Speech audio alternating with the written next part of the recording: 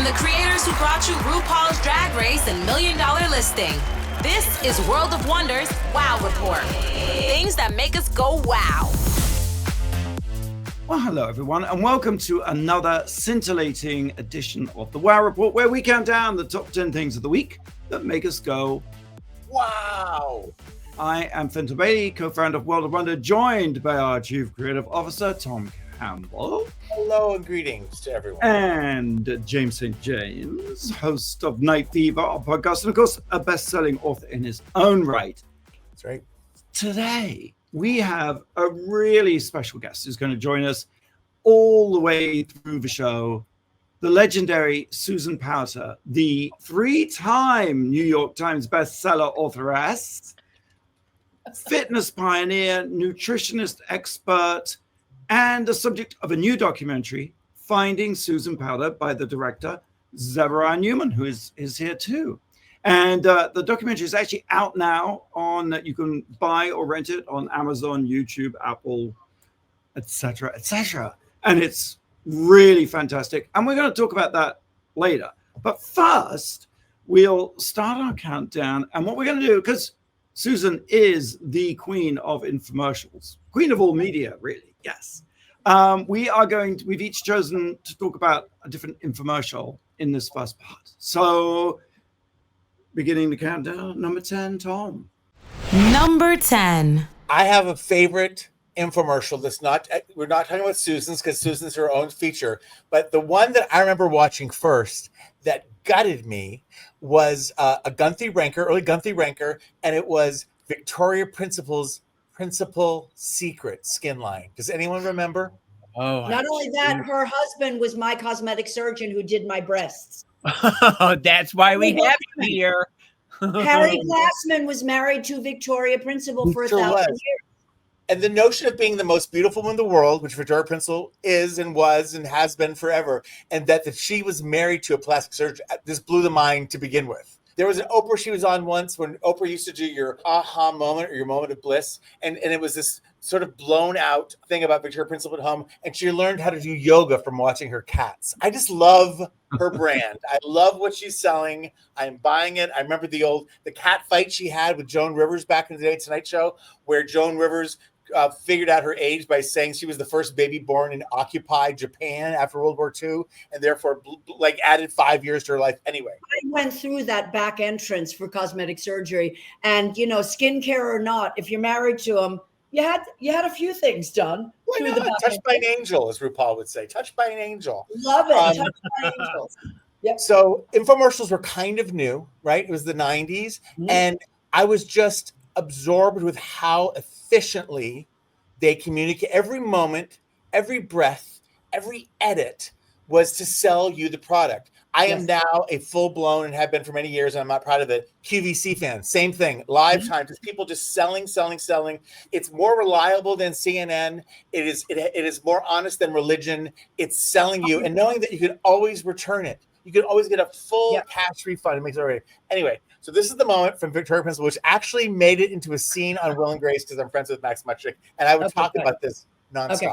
Which is, they would talk about, it was a 3-piece skin system, and there was like a cleanser, there was a serum, and there was a lotion. A toner. Yes. And she said, listen, it's so easy. I'm going to do it for you right now. It's a 3 system. So she, in real time, tied up her hair, which I have none. And it's just her fresh at a sink. And she's doing the thing. Yeah. And the way she's even massaging her face just makes you feel like she is an expert at washing her face. Like I've never even thought of and then applying things and going, you're supposed to. And then she said something that burns in my memory forever. And she says, and don't forget your neck, because nobody else will. Oh, I was 27 years old, and I swear to God, I had never. She hit the point that every woman knows who ages. Your face made hands and neck, dear. Hands and neck, dear. I had never. But that is a line that is written by a bitchy queen. I will tell you. That is shame-filled and shady as hell. I was 27. I was living in a 1-bedroom apartment on Beechwood that didn't have air conditioning. I'm watching this commercial. I'm watching a commercial for a half hour. I remember I was sweating. It was a hot day. And I thought, I've never thought about my neck. And I said, I don't even know that I've washed my Let neck. me tell you, I don't they even remember target washing the my neck. message and they hammer it in, and it is repetition, repetition, repetition, then direct to camera, repetition, Yes. repetition, repetition. Yes. Don't forget your neck, because nobody else Nobody will. else will. Well, I think we all have beautiful necks here. I'm looking at everyone's neck right now, and everyone looks gorgeous. I've learned how to raise the screen. Raise. I saw Randy earlier today, and Randy's wearing a turtleneck, and I'm thinking that's probably either I need to go under the knife myself or get a turtleneck. Not that Randy Or needs just get a some turtleneck. Victoria Principal cream. No, Right? I don't think they make it anymore, but they did it for a long time. Set the standard, and Guthrie Ranker, I met Greg Ranker or whatever after the Stop the Insanity blew up, and he said to me, "We threw your tape in the trash." I said, "Big mistake." No, that happened. He said, "Hi, I'm Greg Ranker or Guthrie, I don't know, whatever." And they were the kings of that at the time. Yeah. And he said, "We threw your tape in the trash."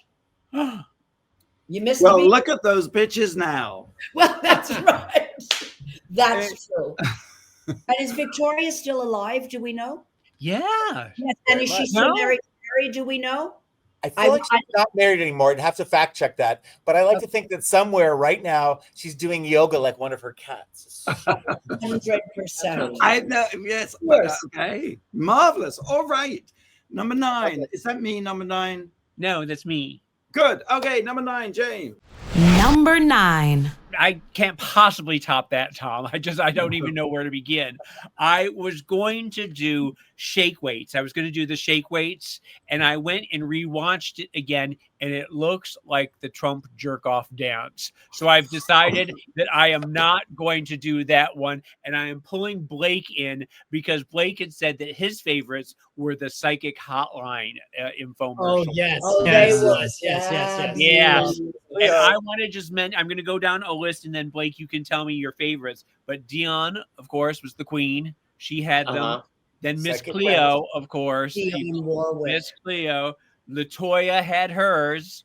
Yes. LaToya does have hers. She always does. Yes. And then there was Kenny Kingston. I don't know if you remember Kenny. Yeah. Don't remember There was him. Walter Mercado, of course, the gorgeous Walter Mercado. Totally remember. And then that guy from Miami Vice. Do you remember he had Tubbs? Philip Michael Thomas. Philip Michael Thomas. What about Jackie Stallone? She was the best. Bonus points. I just remember from the Psychic Friends Network, for no particular reason, me and my friends would talk about it like at recess in 4th grade. And we would pretend to be Dionne Warwick, and then Linda, who we called Linda with a B in her eye. I don't know why we called her Linda with a B in her eye, but we did.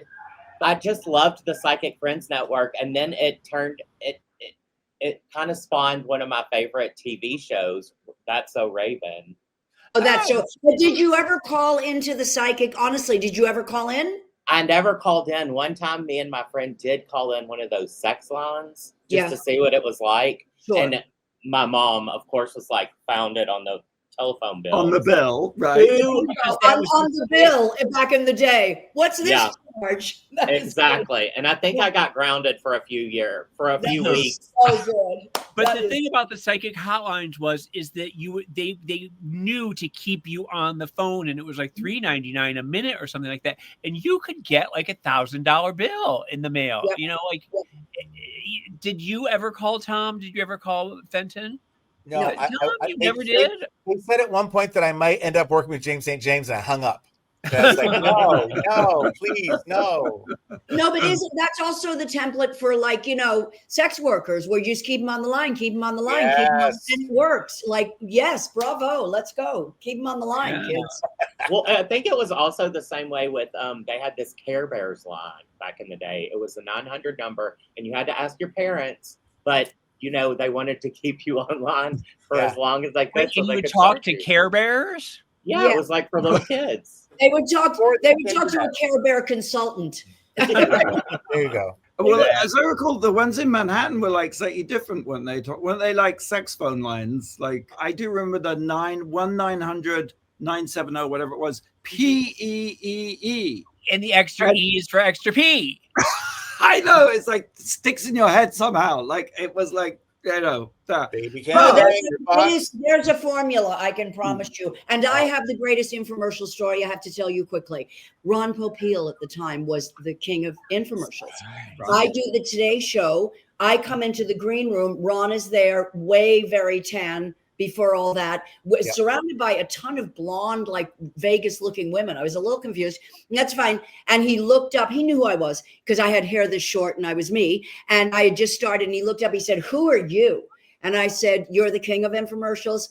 I'm your queen, honey. Hi, I'm Susan Powter." And he literally went pale. I was like, "You're the king."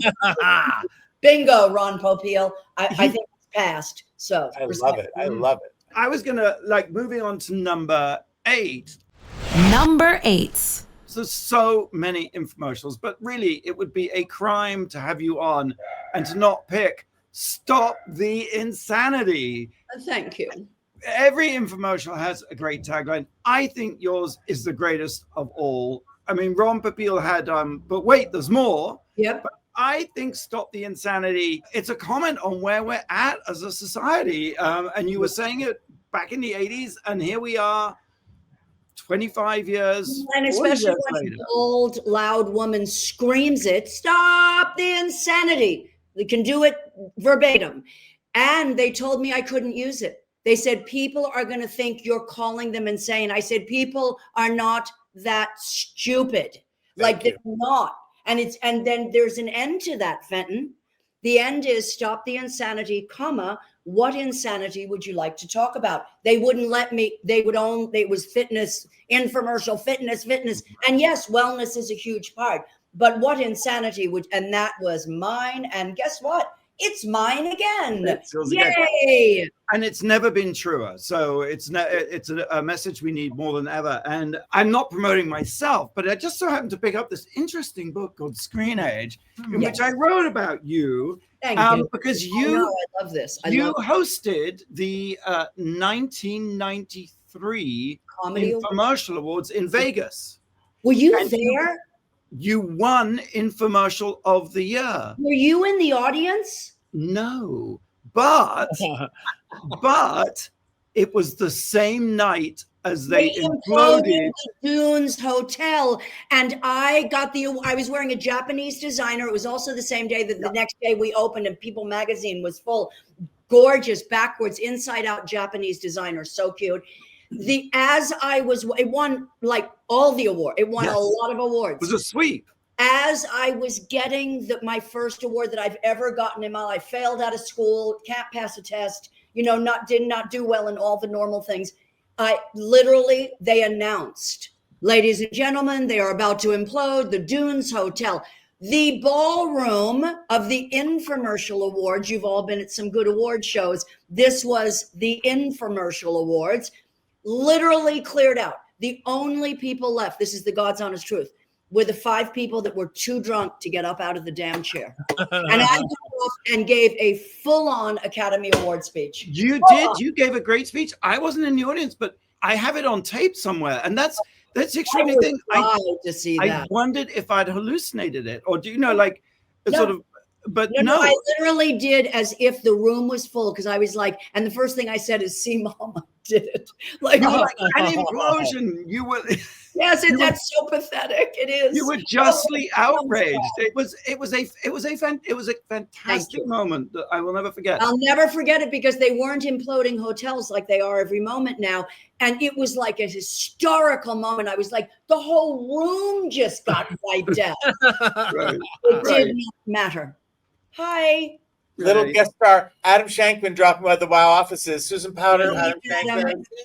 Love the vibe. So excited to see the movie. Thank you.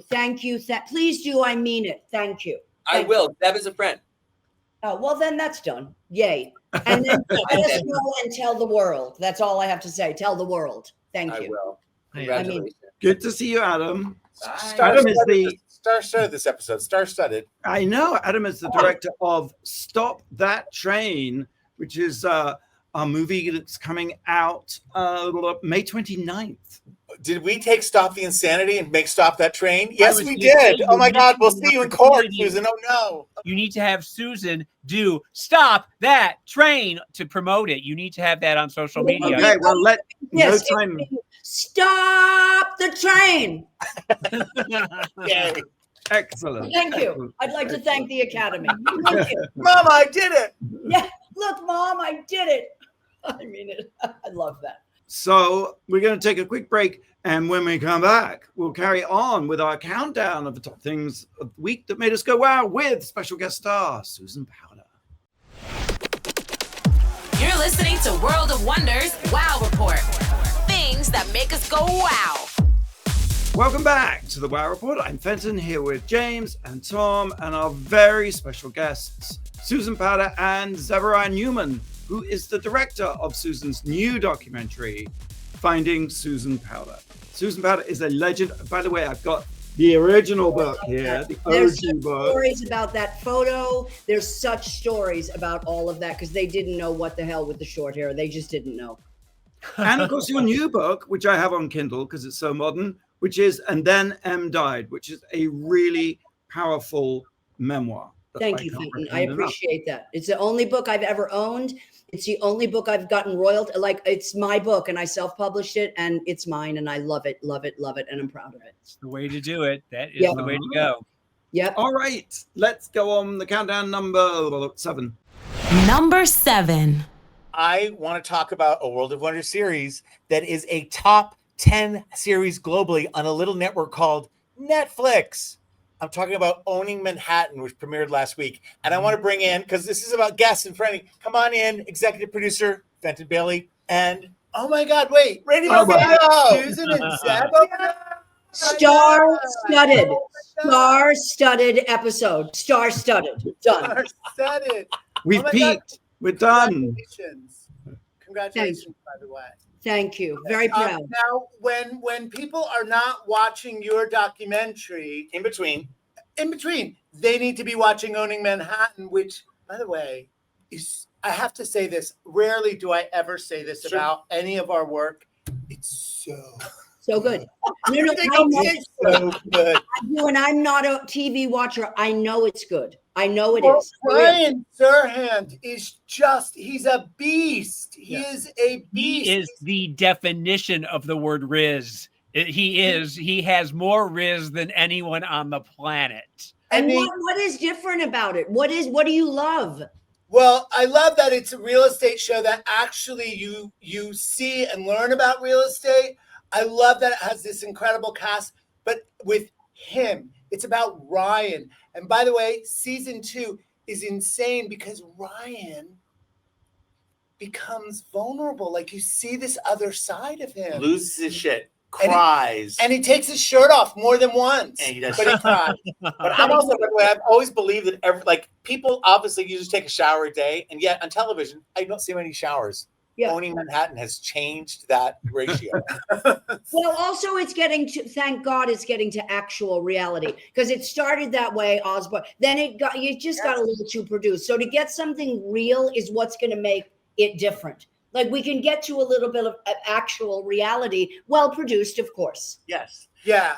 And there are just moments, and this, you have to see it to believe it and love it. But I think in the first episode and the last episode, it's in scene, and then Ryan turns to the camera and makes eye contact with the viewer. And you're like, oh my God, this whole thing has been real, but it's in control. He's in control. He is telling his story. It's meta. He's like, it's TV for people like us who, like, he knows there's a camera there. Yes. We all know there's a camera. We all know, reality too. Yeah. Well, that's what I mean by actual. Can we stop pretending there's not cameras there? Yes. Like, Yeah. let there be a camera there, because their camera, like, people are moving on. It had its time. It started like raw, crazy, had a chunk, got too produced. People are like, something real. You're absolutely right. You know what? I knew this incredible sort of genius who once said, "Stop the insanity." And that's what we need to do when it comes to reality, right? Mhm. Well, That's yeah. what makes it so great. And pardon the pun, reality meaning reality TV and reality. What's the difference? What's nothing? Well, Nothing. life is performance and performance is life. It's like, why do we get so hung up on this idea that it is knowing? And I felt that always with your infomercials, actually, there was that understanding. You were playing with the audience. You were walking around the room. The whole thing was very. We had, if you guys had anything to do with it or current, what's happening in the culture, I tell the story and it's the truth. The men it was a it was a 5-camera shoot. They invited 3,000 women free. When I was flapping a piece of bologna and saying, this is a pig's ass. This is not good for you. And they were sweating. The suits were they were like, we just blew. Then they gave us the cut that like 2 days before. You remember Zig Ziglar, the motivational speaker, Dallas, Texas, years ago? Okay. They gave us the cut. They had taken all the humor out. They made me a raging lunatic. I went into Zig Ziglar's studio with a razor blade and tape, reel to reel, and put in the humor. Because if the original infomercial had gone out, it would have been a bomb. Because it was funny. I was like, there's not a body on the planet Earth. I was literally planning my ex-husband's death. I said that on the They were like, we just blew $200,000. They never thought it was going to be a hit. It blew the roof off. Men suck. No, I'll tell you what it is. Is women, the Sally Fields, bring the mills to a grinding stop, Norma Ray, remember that movie? And in the infomercial industry, you understand it. You're in business and television and a million other things. Do you know why it blew the roof off? There was no conversion rate at all. In the infomercial industry, someone calls in, there are 4 tapes, 3 things that, well, do I get a red one? Do I get another? The longer they're asking questions, the more money you're losing. Millions of people went, I want it. They said, do you want to know what's in it? No, I want it. Do you want to know what it does? No, I want it. It was just, I want it. And that had never happened. So just financially and in the business, but no, it was women of America going, no. That voice is honest and everything else is full crap. Right. This is not a top 10 list this week. This is a masterclass. I mean, thank you. Love. Thank you. Check out Owning Manhattan, because I think you'd like Ryan too, because he is a masterful seller. I'm 100%. I will watch. Seriously. I mean it. I keep on thinking back to Jay the Juice Man, who was also on the Infomercial Awards, when he made a speech and he said, life is a pitch. I'm telling you, the best salespeople I've ever worked with in my life were on the Las Vegas Strip selling timeshares. I worked with him. I'm not kidding. But the infomercial industry, they were lighting cars on fire. When I did it, yes, they were lighting cars on fire to show the strength of the car wax. It was total crap. Then all of a sudden, everyone is doing infomercial, and they're all doing a seminar. Hello. Right. Hello. Yeah. Like, really? But then they ruined it. The second one sucked with the red blouse because they put an IFB in my ear. They started. All right. Got to rein it in, control you. Yes. All right. Let's carry on. We've reached number 6. Number 6. I have another seasonal list that I want to do because it is the end of the year and the holidays are upon us. And I wanted to tell you about a list that was on Us Weekly this week of the 10 best Christmas movies of all time. Now, we know what these are going to be. I can see It's a Wonderful Life. Yeah. Exactly. Yeah. But it's what it is the order that they put it in is very strange. This is what I'm always having problems with. So I want to read you 10, 9, 8, 7, 6. They mix up the order so you will be upset and you'll talk about it. Keep going. It's rage bait. You're absolutely correct. The word of the year, rage bait. Yeah. And it's working. We're talking. Go ahead. Yeah. Number 10 is Love Actually, which I don't even know if it should be there. I'm not wild about it. Okay. Number 9 is National Lampoon's Christmas Vacation, which I think is the funniest Christmas movie of all time. I could watch that 100 times and not be bored. It's pretty definitive. Yeah. And National Lampoon classic. Done. Yes. Yeah. Number 8 is The Bishop's Wife with Cary Grant. Tom. Yep. I have seen it. Finally, it was remade to the Whitney Houston, Denzel Washington thing called The Preacher's Wife. But it's a period piece. It is beautifully done. And it does, if you make yourself watch it on Turner Classic Movies, which I'm watching if I'm not watching QVC, it's very moving. It's very moving. Okay. It was my mother's favorite movie, and I think my mother wanted to be Loretta. That's a whole other thing. Number 7 is White Christmas, which I have never seen before. I know. Who's in it? That's Bing Crosby and Rosemary Clooney and They're Alan's sisters. They were never Rosemary, I know, sisters. George. Rosemary was fabulous. She was fabulous. I hate Danny Kaye, I think is what it is. I can't watch Danny Kaye movies. Okay. So anyway, Martin short of his time. Go on. Number 6, and this is surprising to me, Home Alone, which I think should be higher. I think it should probably be number 1. We love Macaulay here, so I mean, I have a number 5 is A Nightmare Before Christmas, which I think is a Halloween movie. I don't even understand that. It is a Halloween movie. Yes. Number 4 is A Christmas Story, which you would think would probably be number 1. Yes. Yeah. Number 3 is Miracle on 34th Street, the original version. Yes. Okay. Number 2 is the 1951 version of A Christmas Carol with Alistair Sims. I don't know that one. Yeah. That's the one that we watched when I was growing up. So I like My that brother would insist the best one's like the 1938 one. Which yeah, my brother. I think it might be the Muppet one with that is a good. I don't even know what movie you're talking about, and I agree with the Muppet one. I agree. And then number 1, of course, is It's a Wonderful Life, which you sort of. That's what I said. Can I just say one thing to my brother George, the richest man in town? Brother George. God. But I do think it's interesting that they did not include my favorite, Holiday in Handcuffs with Mario Lopez. Is that real? That's real. It is. It is. It's on Lifetime. It was a Lifetime movie. Also, Holiday in Connecticut with Barbara Stanwyck is my favorite. Christmas in Connecticut. Oh, Christmas in Connecticut, and Holiday with Katharine Hepburn and Cary Grant. Anything with Katharine Hepburn, full stop. There you go. Anything exactly. and everything with Katharine Hepburn, done. So we got our holidays out of the way. So we're moving on to number 5. Number 5. At number 10 on Netflix, you have Owning Manhattan Season 2. Fantastic. And number 1, you have Sean Combs' The Reckoning, the P. Diddy docuseries. Has anyone seen it? Well, No. I haven't seen it, and I can tell you, Yeah. 50 Cent's Revenge Game, he's my hero. right. Just his Revenge Game, 20 years in the making, brilliant. I'd seen all of the other Diddy docs that came out. There have been quite a few, and they spent a lot of time on the freak offs. But what was interesting about this one, I think directed by Alex Stapleton, she's genius. She really focused on a few other, like the Tupac murder, the Biggie murder. They really didn't. The last episode was really just kind of the freak offs, but there was so much more to what a horrible, sinister human being he was that was starting way before from childhood.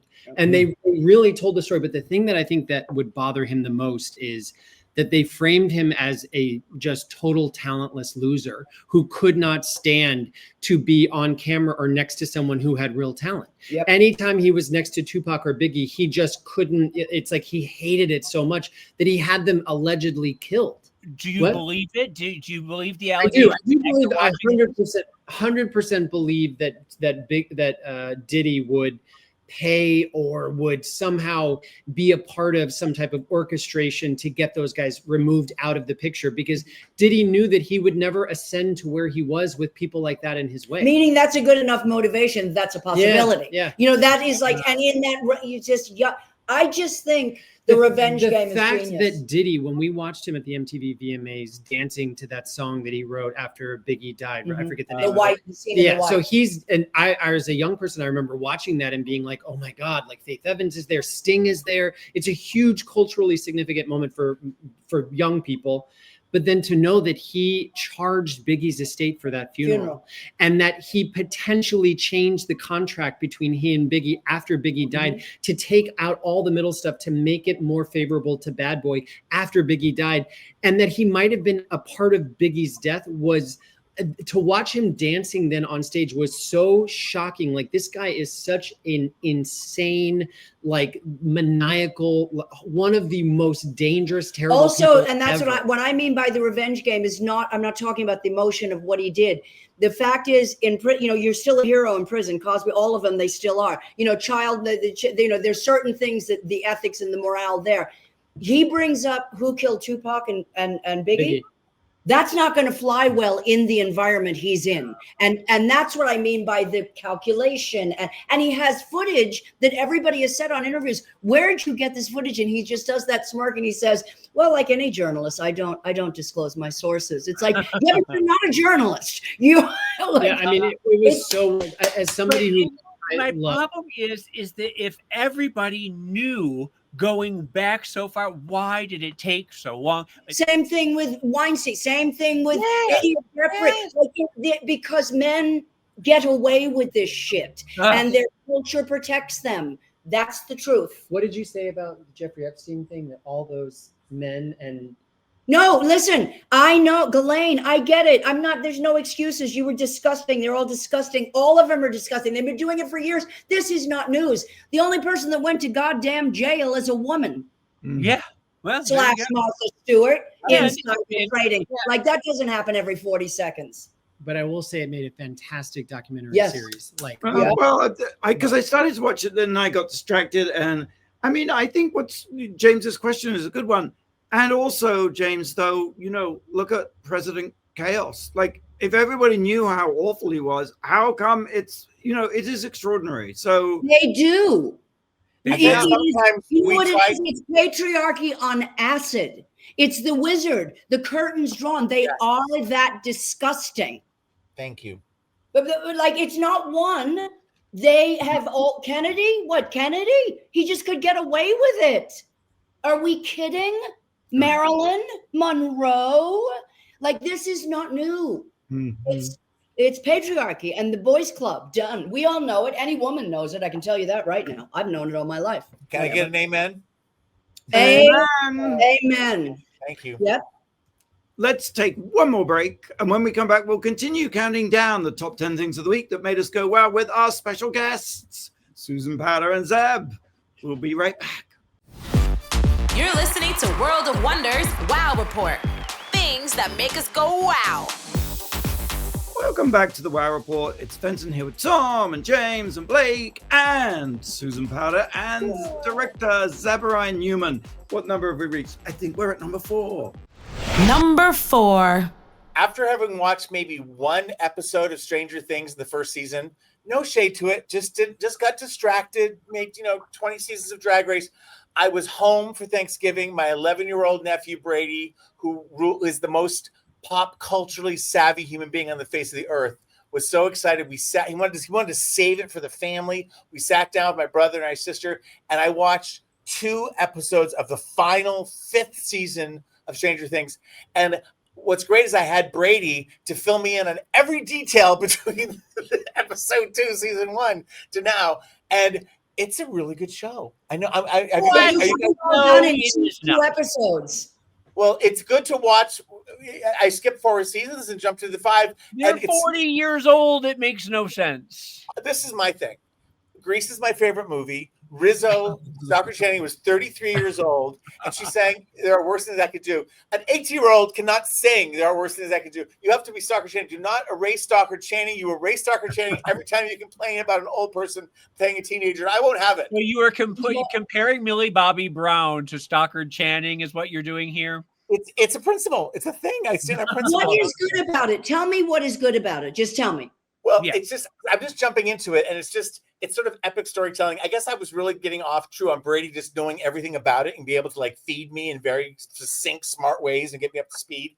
But they pierce into that the under, the upside down, and all that kind of stuff. And there's all these rules and things are sort of making sense. But in order to keep them all there, because like it's many years later, and it's like they should have escaped or left, but now the government has taken this town and put a fence around it, so they're all living. So there's a pirate radio. They're having to do codes. They sweep the upside down. They chase after the military who use their fire things to open up this membrane wall between what's happening now and what's happening there. So it's very current, is what you're saying. It's very current. It's what's happening. Very current, exactly.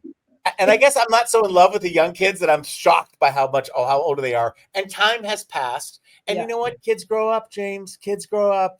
I guess. Is That's Winona still in it? And is she? Because she was the big draw for me. I love Winona Well, Ryder. that's why I'm 90 years old, because they showed, like, they had a trailer before it, like the first 4 years, and my only thing afterwards was like, oh, where's Winona? And Brady's like, she's in the show, but she's not that important to the plot. Like, let's move on. That's a shame. No, but she plays with a mother. She's there. She's helping. She brings heart to it, but she's not. If you're doing like a breakdown of the big dramatic moments, Winona's usually like waiting, listening on a microphone or something. Well, they'll be glad to know that the elders like the young ones show, won't they? As he said, Thank you very much. Thank you very do much. not insult that. Yes.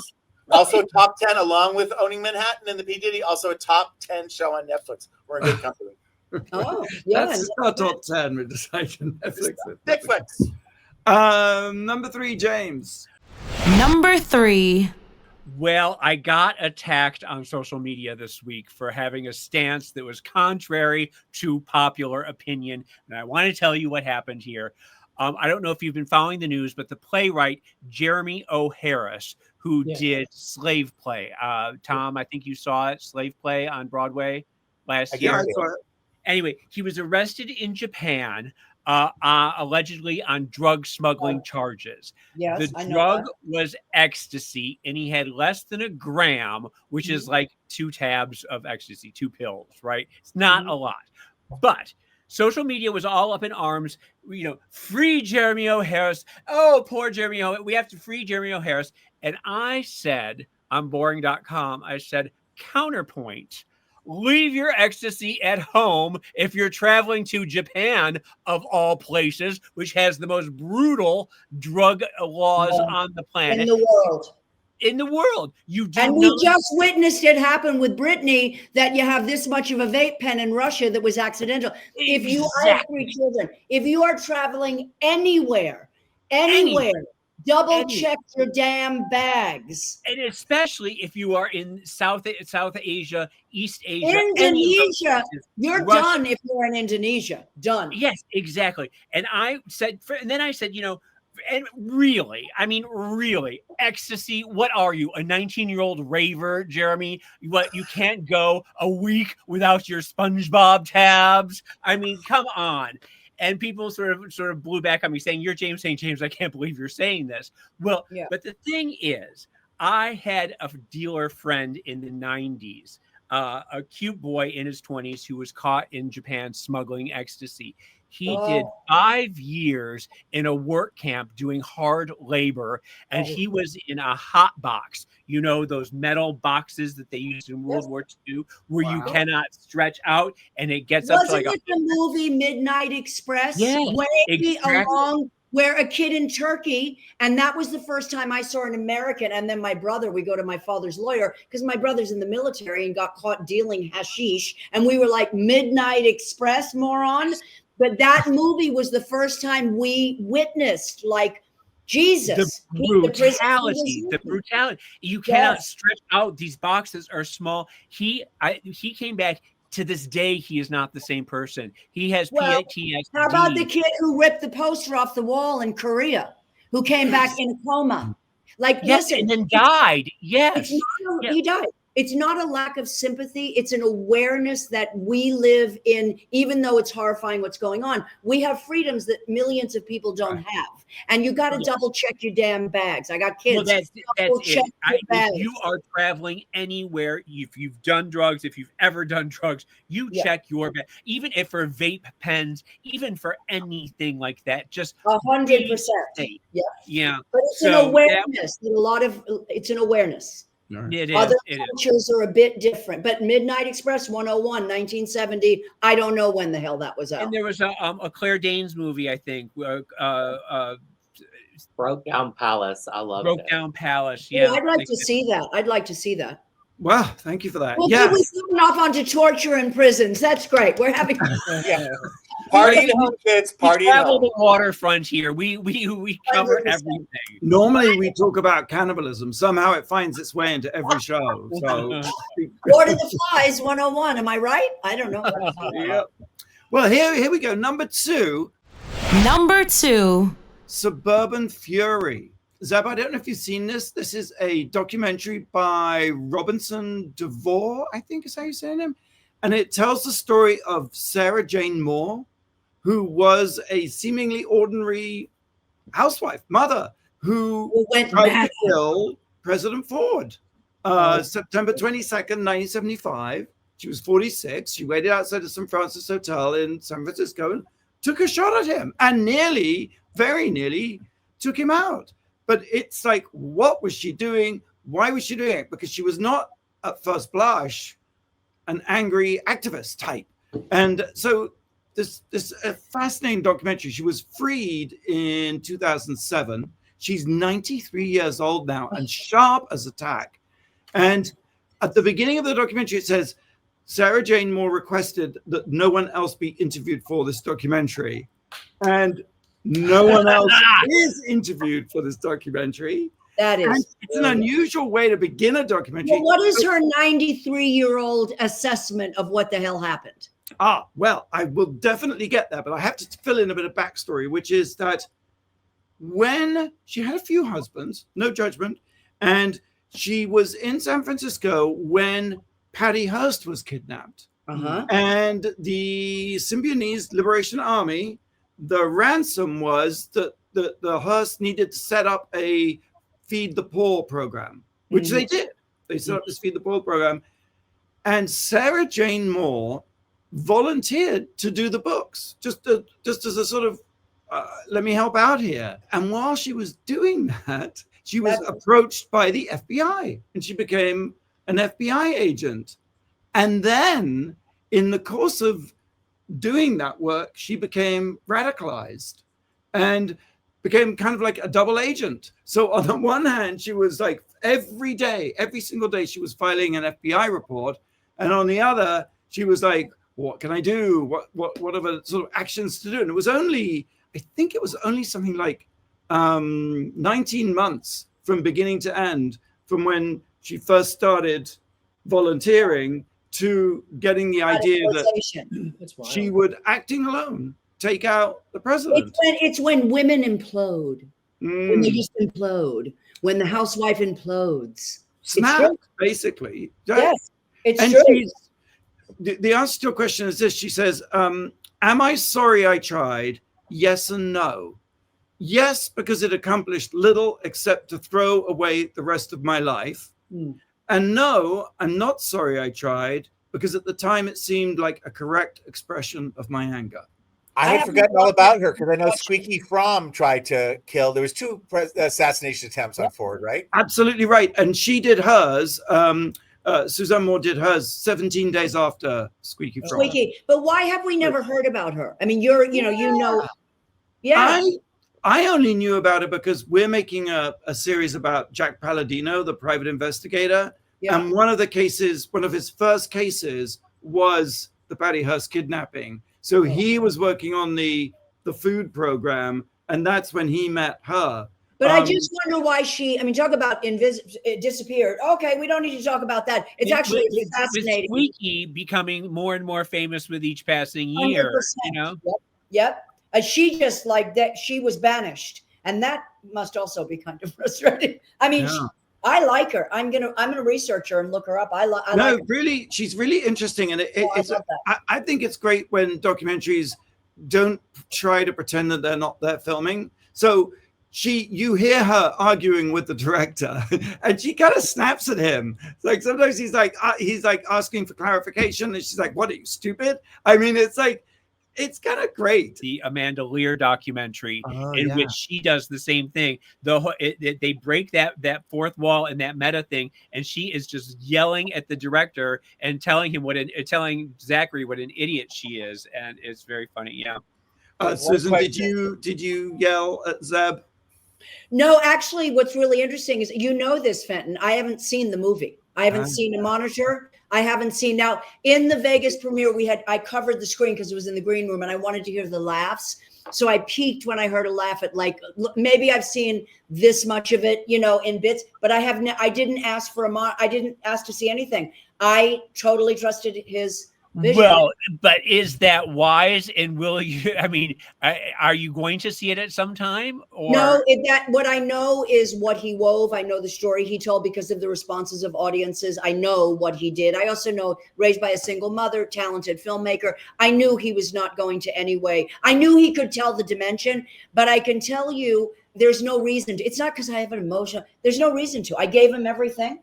He wove a beautiful story. Susan are the ideal subject for a director. Every director dreams of having someone like you who is not going to micromanage and come I to never said, what are you shooting? Show me the monitor. Let me see it. I've never seen the movie. And my children got to see the movie for the first time last week in Vegas. Never saw it. As a matter of fact, what nobody knows this. This is a scoop. I didn't tell anyone I was making a movie because I didn't know it wasn't real. And my son came down with my grandson and we had his 4th birthday. And I went straight from the Wynn Hotel to filming with Zeb. I didn't tell my children for 8 months. Yeah. And then I said, I got something to tell you. Meanwhile, I'm driving Uber. I got something to tell you. And they said, what, Mom? Typical me. And I said, well, I've been making a movie. And they were like, what the shit? And they only saw it last week for the first time. Well, hold that thought because we're going to take one last break. And when we come back, I think we can reveal it now what the number one thing that made us go, wow, this week. And it is, of course, Finding Susan Powter, the documentary starring Susan Powter, of course, directed by Zeb. And when we come back, it's our number one, and we're going to hear them talk about it and pepper them with questions. You're listening to World of Wonders Wow Report. Things that make us go wow. All right, welcome back to the Wow Report. Fenton here with Tom and James and Blake. We've been counting down the top 10 things of the week that make us go wow. We've got a very special pair of guests with us today. Susan Powter, legendary queen of all infomercials, creator of Stop the Insanity, as relevant then as it is now. And we've also got Zeb, the director of the documentary Finding Susan, which is our number one this week. Number one. It's an amazing, it's very moving and very surprising. And I love what you were saying about not having watched it, because I think it takes an extraordinary amount of trust and selflessness, I think, to let someone do that. It could have gone wrong. It could have gone wrong. He could have done it. You know better than anyone. It could have been salacious. It could have been manipulated in every way. But Zeb always says there are two things about us working together. He says, as a filmmaker, the really good news is there's not one line. It's there. It's immediate. You can't fake it. And the bad news is if he misses the moment, he's screwed, because I'm not going to do it again. We just did it. We just did it.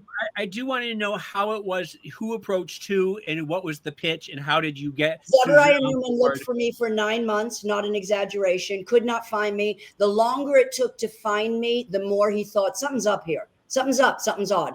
I got a text out of nowhere that shocked the hell out of me, and it did not thrill me. And it said, Susan Powter, ? And I was like, a killer is trying to find me. I have no idea what's going on. And I was like Nell in the woods, completely isolated, hadn't eaten at a restaurant. And I mean, when I met him, I was like, there are people. He was like, it's okay, we're good. Yeah. We met for ramen. We didn't leave the table for 4 hours. And he ungraciously did not use his phone. He, on a pad of paper, was writing notes. I love that. I love that. It was this. It was just, okay. And then how long? And then he called me the next day. He left that night, drove back to California, called me the next day and said, can I come tomorrow and film you? And God knows why I said yes, but I said yes. That's okay. That's what she said. I want to hear what he said. Zeb, what's your side of it? No, I mean that's pretty much it. Like except Jamie Lee responded. Yeah, Jamie Lee. So I was, wanting to do like biopics, and so I made a list of people, and Susan was on the list, and I was like looking for her and calling like health food stores and yoga studios and like looking in women's groups and all that kind of stuff, and like Taos and Santa Fe and Seattle and Portland. And then eventually I found her via an old Instagram account that had a phone number attached to it. And then when I went out there to meet her, I mean, she's right. She was Nell. Like she couldn't sit still in the restaurant. Mm-mm. Sneezing, coughing, noise, smells were really sort of like, very isolated. Very isolated. Very. But even with all of that, the magic and the energy and the unicorn was still there. It just was under some poverty and some really harsh life experiences. And so once I saw that, like, okay, she's still Susan fucking Powter, like she still has the energy, I was like, okay, we're doing this. And then I'm on a gratitude group text chain with Jamie Lee Curtis and a bunch of other people. And I just put, grateful I found Susan Powter. My phone rings. It's Jamie. She asked me, does Susan still have the energy? And I said, she does. And then Jamie wired me money. And the next day I was back in Vegas filming with Susan. And I'm also not a camera, I'm not great with the camera, but those first few days, I'm literally sitting on the ground. I'm pacing back and forth. He was like, I had no furniture. I didn't have any furniture. No, she didn't have anything. The best chicken dinner I've ever had in my entire life. And I served it in a to-go container. I didn't have plates. To-go container, no table, no on the floor on this carpet, and had the absolute best chicken dinner out of to-go plates. Even last night's dinner was incredible. Thank you. Thank you. And so we just have been going since then. And, this is it is completely independent. It was made for virtually no money. And as you guys know, the industry is in this weird catastrophic free fall right now where it's very hard to get support or, partners and stuff. And so Jamie coming on board early was like really, really monumental. Yeah, but you still spent 2 years, meetings, this, yes, no. I met with these guys. Over and over and over again. And whatever. And now we're going, let the audience decide. They can see it today. Like, watch what happens. It was not the industries that put Stop the Insanity on the map. As a matter of fact, it's quite the opposite. It was the audience. So here. So freedom, Fenton, that's what we talked about. Doesn't have to be overproduced. It has to be raw and honest and real. And that's what people are reacting to. And I never questioned a thing Zeb did. I never asked to see one damn thing. And I'll Zeb, that sounds, it sounds serendipitous. It sounds like something heaven guided you or something. I do feel like this that happened so fast, and Jamie and the money, and then this Susan, everything just sort of fell into place. And that means you did something right. You're onto something. Well, I felt like this has been divinely inspired and guided at times, but there were long stretches. I mean, I had a call with Fenton and Randy about maybe 9 months ago or 6 months ago, and I was sort of venting to them about how it was so difficult to find partners, and I was naming certain execs, and Fenton said, oh God, if that person had partnered, the movie would not be what it is right now. They would not have been. And that was the first time like a light bulb went off in my mind. And I was like, oh yeah, I got to make the movie that I wanted to make. And a lot of this stuff is like very intentional. Like we were playing with like story techniques where we were trying to show stuff from the past and stuff from today happening in the same sequence. Cause I sort of believe that like the lesson just keeps repeating itself over and over until you're actually able to sort of master it or conquer it. And I felt like with Susan, a lot of the pain and struggle from the past was still happening. Yeah, the financial stuff. There was like, when the car breaks down, that's when we learn about the bankruptcy. I was trying to play with this like two-tone storytelling, like two things in the same sequence. And I was like, listen, if we're making this on our own for buyer, then we're going to make it exactly how we want to make it. But you stuck to your guns. And in these industries, they said, if you do the beginning of that documentary the way you've done it, it's documentary suicide. And he said, I'm doing it that way. You know what we hear? That first 30 minutes is amazing. Yeah, we hear that now all the time. Every single. He stuck by his guns. And I knew he was capable of telling a rich, real story about a woman. I knew it. Listen, I'm going for WAG. I'm going for women and gays. Women and gays. That's it. I don't care about the rest of them. Women and gays.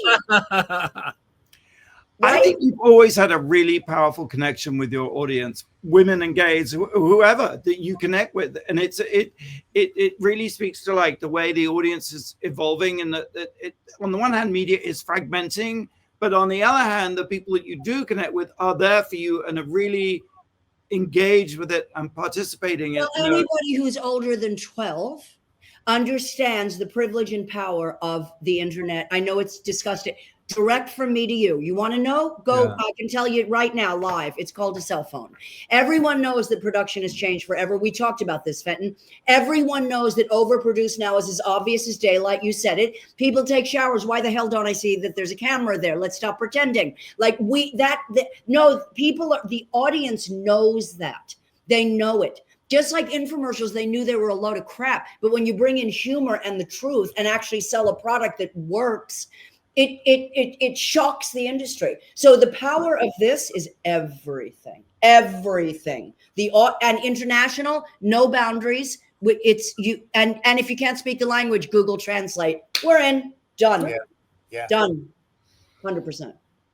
Well, I can't recommend the film enough. Thank It's you. absolutely fantastic. And this will be, I hope, the first of many chats. We're going to I'd love that. conspire to do things together. I think I should drop in as like a co-host once in a while because I love this. Honey, Hey, next time I get sick, next time Tom is on set. Let's have I'll him be, on I'll be standby. backstage waiting for it. I'll be the stand. Yes. I think they're going to pull me aside afterwards and fire me. So it's all yours. Thank you guys. Thank you. Susan, for real. Love Thank Lovely. you. Thank you, Seb. Thank you, Yes. Susan. It was I'm lovely. so glad meeting you two both. found Yes. each other. You know, we should thank you. So I know he gave me possibility and hope in a real way. And he deserves it. I answered questions. He did the magic. And that's not self-deprecation. It's just the damn truth. Thank you. Love. Well, thank you for listening, everybody. Same time, same place next week. Until then, go out and do something that makes the world go, wow. Wow. World of wonder. Yeah. Wow. It doesn't take me long. Yeah. Thank you.